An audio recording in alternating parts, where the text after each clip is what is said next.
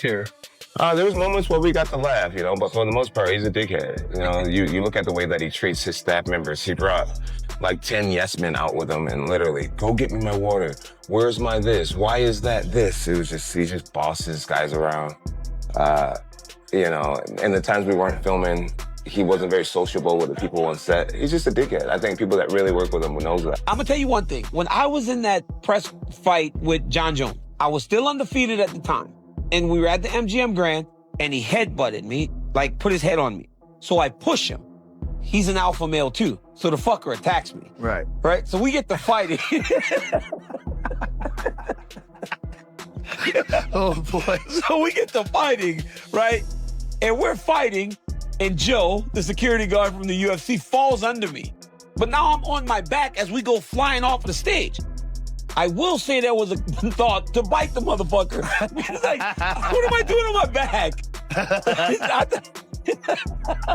Can't be in the GOAT conference. I don't believe that. I don't believe that he should be considered the greatest of all time. I've said that. You can't, Shannon, steroids Yes. in fighting is much different than anything else in the world. They make you stronger. They make you faster. They give you endurance. Recovery ability when you train. That's mainly what steroids do. Yeah, people It don't allows realize you to that. go there and go hard tomorrow, and go hard the day after, and go hard the day after, Yep. and go hard the day after. That's when you grow. That's when you become better. Yep. Because it gets to a point where you're like, damn, I can't give you everything today. Yes. But you can go back to back to back. And that was me at 36, right? Even though I was the best I could ever be, I'm working as hard as I could ever work in my life, knowing that I have to be ready. At 36, he's 28, right? So he's in his prime. He's in his prime. But that's the fight that he actually tested positive and they made it a no contest. Mm-hmm. So while I don't Did you suspect No. at the time when you were in there with him that there's something that might not be on the up and up? No. I didn't suspect it. He felt like he was always strong. Right. He was always strong. He was always big. He was always in shape. It wasn't nothing that surprised me. What sucked was that I felt like I moved past it, right? Like, okay, this dude beat me twice. This shit's over. Like, Right. there's nothing I'm gonna do to be the champ because if I can't beat him, nobody else is beating him. That's what that was the truth, right? I was like, yo, if I ain't beating him, the rest of these dudes ain't beating him because I know how much. Right. Because when I fight the other ones, I destroy them. Right. The idea that Jon Jones and I would wrestle a match, like literally get into a stance and wrestle a match. Listen to what Islam said. Ну, знаете, это такое противостояние, где только в борьбе Кормье может потянуть Джон Джонсом, потому что Джон Джонс хорошо борется, но борьба это стихия Кормье, и это парень олимпийского уровня. Это большой уровень. This is the world champion, Islam Makhachev. He knows. I mean, it's really hard to understand that even at 46 years old, 46, I still coach wrestling. I still wrestle 3 days a week with the kids. I'm still drilling. I'm still doing moves. I don't understand how this idea that I could lose a wrestling match is out there. But I guess we can find out. And guess what? I'm not the only one talking about a wrestling match between Jon Jones and I. I'm just the only one doing it publicly. Stay tuned, because if he steps on that line, I'm taking this dude 10-0. He headbutted me, and then the lights went out. Daniel Cormier recalls flying off the stage at the MGM Grand during a chaotic brawl with Jon Jones, with a security guard collapsing beneath them. In that moment, this stopped being a press conference and turned into a full street fight. That single flashpoint ignited one of the most bitter rivalries in MMA history, proving how deep and dangerous the tension between these two truly is. Years later, that hatred has not disappeared. It has. Besides Jones and DC, and then we'll take Conor out of the equation because Conor had a couple opponents like Khabib and Nate Diaz where it got real tense. What's the #1 most tense rivalry that comes to mind that you've had to be a part of? It would absolutely be those two. They fist fought Oh, yeah. in the lobby of the MGM. Yeah. So Dave Schaller in the middle of him. yeah, Scholler?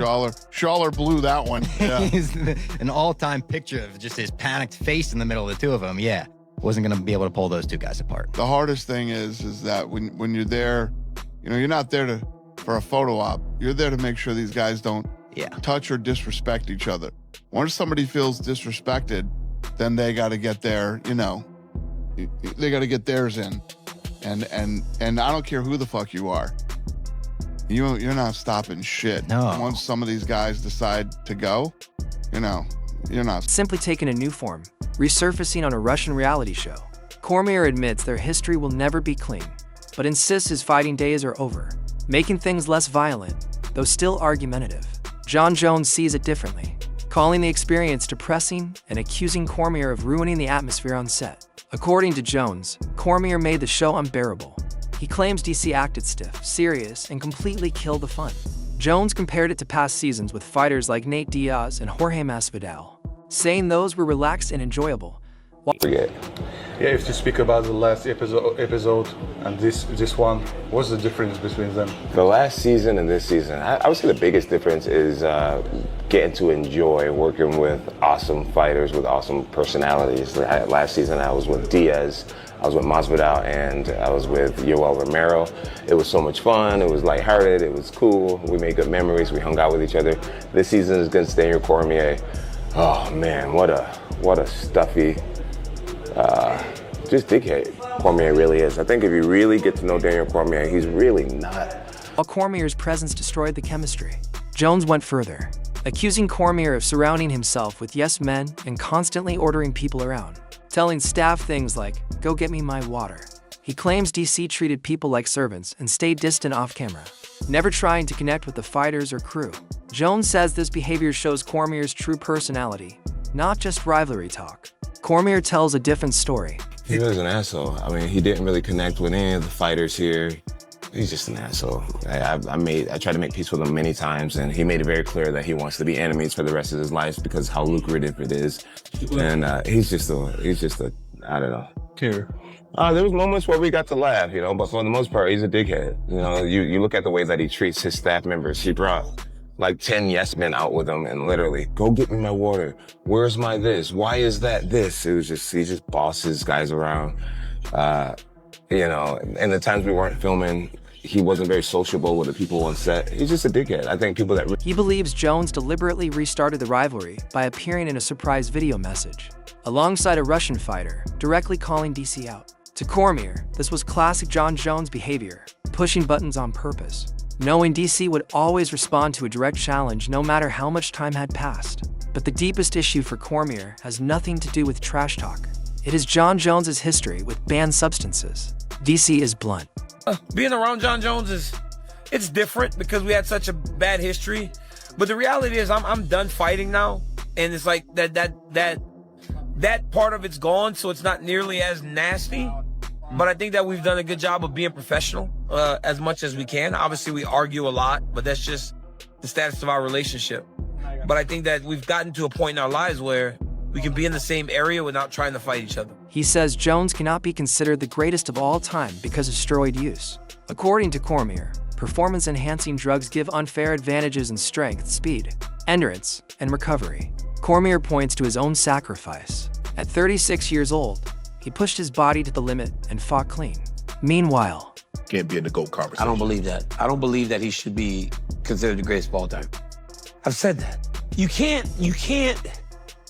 Shannon was me at 36, right? Even though I was the best I could ever be,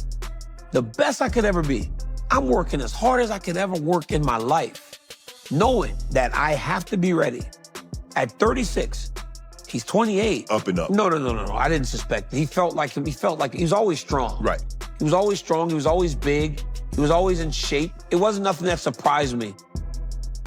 What sucked was that I felt like I moved past it, right? Like, okay, this dude beat me twice. This shit's over. Like, there's nothing I'm gonna do to be the champ because if I can't beat him, nobody else is.